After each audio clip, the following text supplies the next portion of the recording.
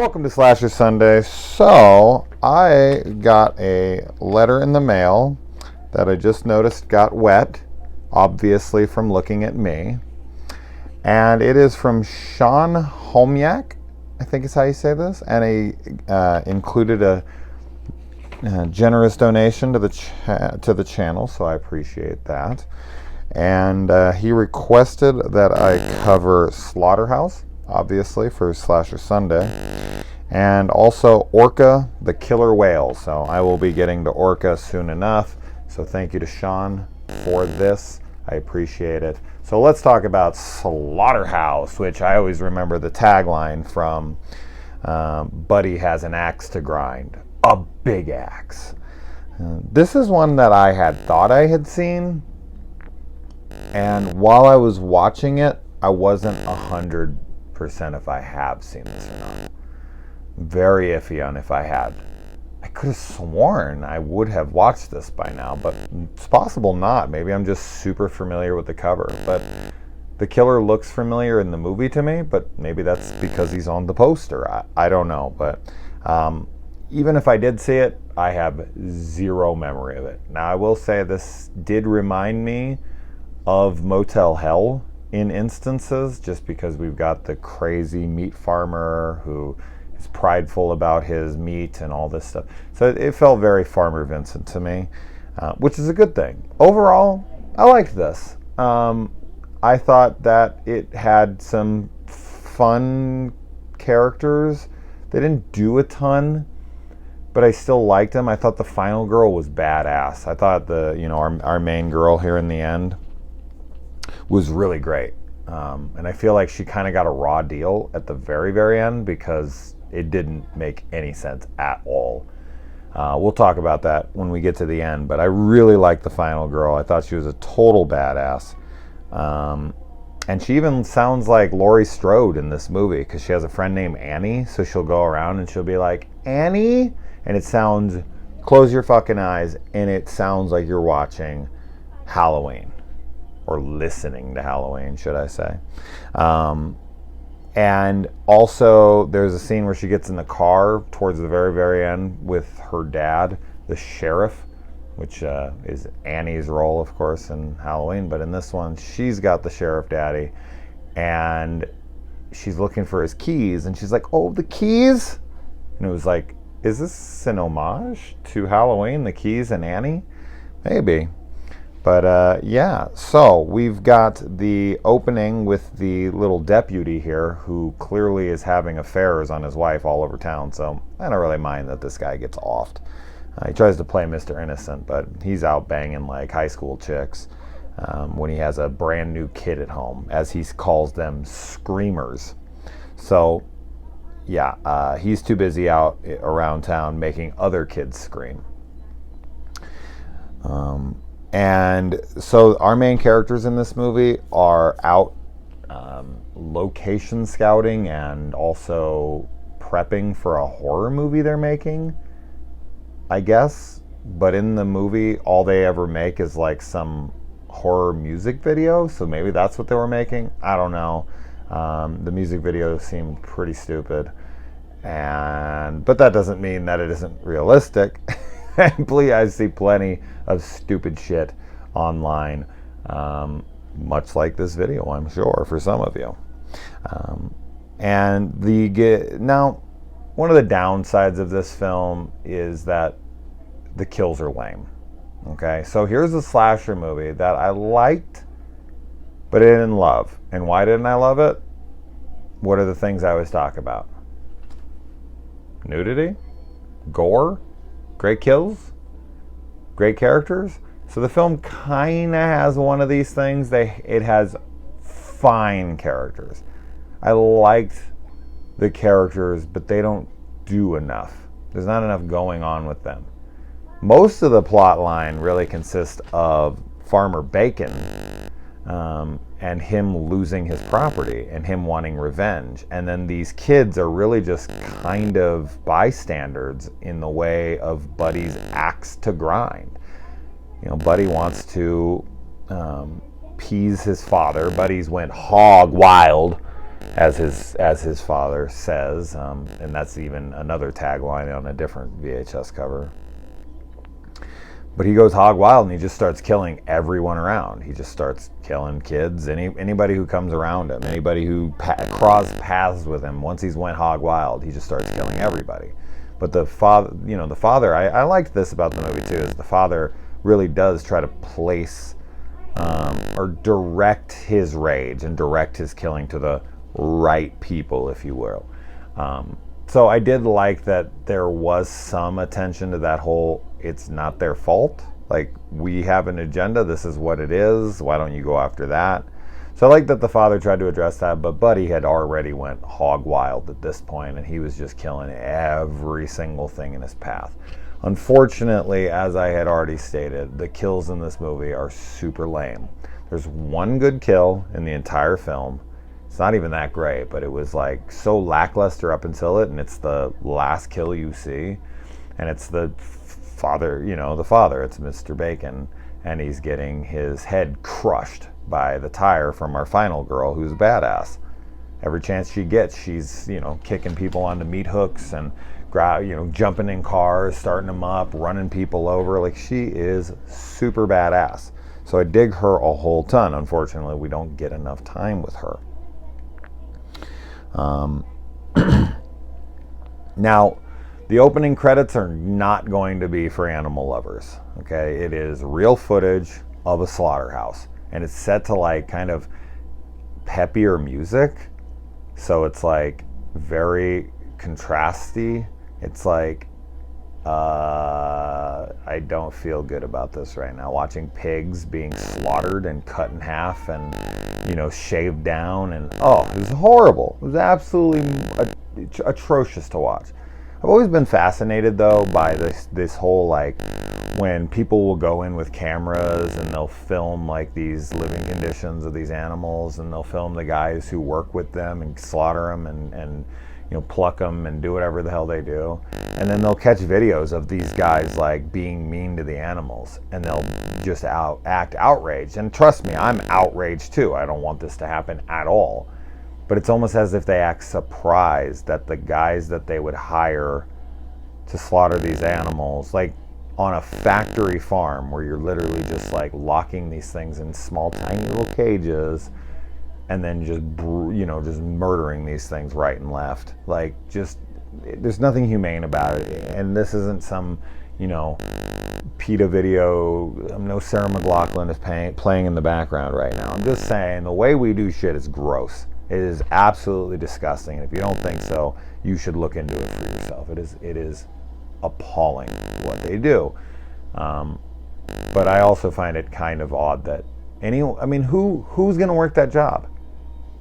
You think they're going to be like totally normal and fine in the head doing that kind of job? They're just not. So in this, I just see these guys shaving these animals down and just throwing them into the meat grinders and stuff, and I'm like, there's no way, man. There's a certain kind of mental, like, not deficiency, but there's something different about your brain if you were able to do that job. Like, whatever, like, it's just a job. I couldn't do it. That's my own personal thing. So when I watched the opening of this, I was just like, who the fuck works this job? Who works this job? I mean, for all the people who eat meat out there, awesome. I'm sure that you guys are like, fuck, I'm so happy for, so that those guys will do that job, because I sure as fuck don't want to do it. But yeah, you gotta wonder what kind of person would want to do that job, and could do that job, because I sure shit could. Could you? Seriously? I don't know. Anyway, moving on. And yeah, Lester Bacon, the pig farmer that takes pride in his, he gets down on them because they put 30% fat into their meat, and they're responsible for clogging kids' arteries. So he's very passionate about his meat and the quality of it. And then you've got the main kid here, who just keeps getting in trouble for speeding around town. I just feel like there's zero thought put into the almost subplot of the teenagers in this movie.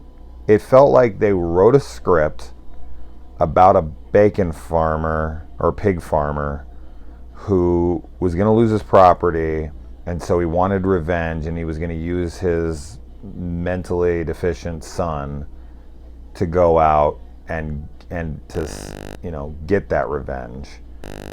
And when they read the script, they're like, yeah, but it's a slasher movie, it's 1987, we've got to insert some teens in here, so let's just throw them in. Like, let's just write them in for something. Like, there's no purpose that they serve within the film. As far as, like, the narrative goes, it doesn't do anything. Now, a lot of slasher movies, you probably sit there and be like, well, most slasher movies don't have a narrative, and there's plenty of cannon fodder in these films. Sure. Except for in this film, it actually does have a plot. It actually does have a purpose. It's a revenge tale. This guy wants revenge for his place, and these kids are literally just in the way. Like, Buddy just goes and seeks out these kids when they have nothing to do with anything. He's like, oh, there's kids, I'm just going to kill them too. So they just happen upon the property in the middle of this little battle. But there's nothing to them. They're just there. It's like, oh, we're making a movie. Okay, and we're dead. There's nothing that interesting about them. But then the final girl, which I'm glad she's in it because she's the best part of the movie for me, kicks fucking ass. Like, once she gets loose, she does all the things that you're screaming, yes, do that, yes, do that. It's great. So, you know, the hat I'm not wearing, I'll take it off to her. The opening guy who gets killed in this film, he's been in a lot of horror movies, but most notably for me personally, is he plays TJ in Slumber Party Massacre 2, and let me tell you, this guy looks and acts nothing like TJ in Slumber Party Massacre 2. I actually had to look it up because I was like, is that the same guy? Because in Slumber Party, he's just like, you know, no, dude, we're in heaven. We're already dead. Like, the way he talks like, you know, like Bill and Ted or something. And in this movie, nothing like that. So that's a total character in Slumber Party, and I love that character. He's annoying as hell. No, go away. You're supposed to be dead. That voice, his voice in that movie. And then Buddy speaks like pig Latin in this. Hold the Latin. He just sounds like a pig. And the noises he makes in this movie are absolutely fucking ridiculous. There's no way a human being could make these noises. This is straight up just a pig. But whatever. They made him a pig. And his last name's Bacon, so I guess it's suiting. I like that the radio station is called K-Fat. They're very dedicated to this whole pork nation that they have. And I like how the guy on the phone talking to Lester, he tells him to come over, and he's like, all right, Lester, let me check my schedule. And he's like, I need you now. And he's like, all right, I'll be there by 1:30. Never looks at a schedule, never nothing. It's really fucking funny. And I like that he kills the wrong cop. And he's like, no, this is the wrong cop. This is just the deputy. And he's like, you got to go for the sheriff. And then he comes out and he's wearing the deputy's outfit and it's just covered in blood. And he puts on the glasses, and then somehow he gets in the car and he has just zero idea how to drive. Nothing. He doesn't even understand what any of the pedals, any of the anything does. And within 5 to 10 seconds, the dude is straight up stunt car, you know, stuntman Mike. That's what he's driving around like a fucking stuntman. He's like taking corners, drifting. It's like straight up Tokyo Drift. And it's hilarious. It's just like, come on. That's so dumb. He's like doing donuts, spinning back around. You know, whatever. Doesn't matter. It's fun. And just the joyride in the cop car is really joyous. And then he goes out and he kills that girl, which is, you know, I don't know why she wouldn't just drive the car when she pulls over and gets back in the car. Just start the car and drive away. That's what I'm talking about. There's her, who you're just like typically deal with in a horror movie, and then you have the final girl who's badass and does everything right and still gets herself killed, which is super lame to me, because what happens in that is it makes zero sense and is almost parodied, or you know, there's almost like a montage, or not a montage, a homage to it in Texas Chainsaw Massacre, the beginning. And it's pretty much exactly what happens to Jordana Brewster's character in Texas Chainsaw. So, yeah, it's almost beat for beat because she runs the other guy over and then he's in the back seat and he comes after him. It's exactly the same. So, I mean, not that this doesn't happen. It happens in fucking House of a Thousand Corpses. It happens in plenty of movies. Now, of course, Spaulding's driving the car in that scenario, but you know what I mean. The whole he's in the back seat at the end thing. This has been done multiple times, but there's no way. All right, we're not at the end yet, but fuck it. There's no way Buddy got into that car without her noticing. Buddy's like 350 pounds. And they were sitting dead still and it was silent. There's no fucking way that fat ass opened the door up, jumped in the car, hid in the back seat, closed the door, and she did not notice. Zero chance. It is so dumb to me. So she has a very unjust death in this film to me. Like, she did everything right. She deserved to get away. And then we could have cut to Buddy, for a sequel, like, jumping up in some area, whatever. But to have him in the back seat is a total cop-out. It makes no sense at all. People will be like, oh, well, she was just so flustered she didn't notice. Bullshit. Anything would have made that girl jump through the roof. Her senses were heightened. They were well above what they normally would be. So, no, absolutely not. I call bullshit. And she just gets a raw deal in my mind. And another decent death in the movie is the guy wearing the lizard mask. I want to say the lizard mask is kind of iconic to this movie. It looks like it anyways. But the kid who is wearing the lizard mask, he gets hit in the head. And it's pretty brutal. I'm sure it's just like a mannequin with a thing on his head, but when he gets hit and the blood spray, it actually, that one looks all right. You don't really see anything, but the impact felt real. So I'll give that one a passing grade. It was all right. Some straight up blunt force trauma, and I dig it. And do you imagine walking into a room, you just been grabbed by somebody and pulled into a room, and all your friends that you've known your whole life and your boyfriend are hung on fucking meat hooks all in a row? Like in the movie, it's kind of presented very silly and playful because, Lester's a total psychopath and is laughing his ass off, and Buddy's like jumping around like some crazy happy pig, and she walks in and screams, and it's not played super serious, but it's not played goofy either. It's just kind of in the middle of something like that. Because the characters are so silly, it kind of feels silly. But regardless, just imagine if you were in that scenario and you were pulled into a room and all your friends were hanging from meat hooks. I mean, it would destroy you. It would wreck you for life, for sure. They also put one guy in a meat grinder, but, you don't see anything. So, and then a bunch of, axe kills, which you never see happen, which sucks. Man, the dad takes this girl's finger and he explains to her. Now, this is actually a pretty cool part. This is actually decent writing. He takes the girl and he says, your finger is one of the most sensitive areas to be cut. And so then he takes her finger and he slices it open, and then he just sits there and he works the wound and he just moves it open and closed like a little mouth. And he's just like, and it actually shows the cut opening and closing. And I'm like, oh, brutal. That would hurt so bad. So I did like that a lot. I also forgot to mention that the name of the main girl in this, our final girl in this movie, is Lizzie Borden. Yeah.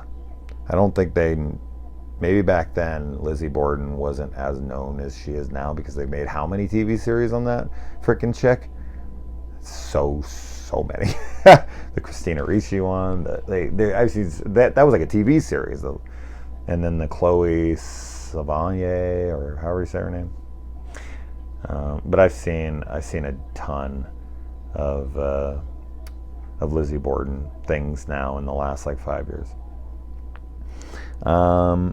And I like how the dad keeps screaming at Buddy not to scare the girl. What? So stupid.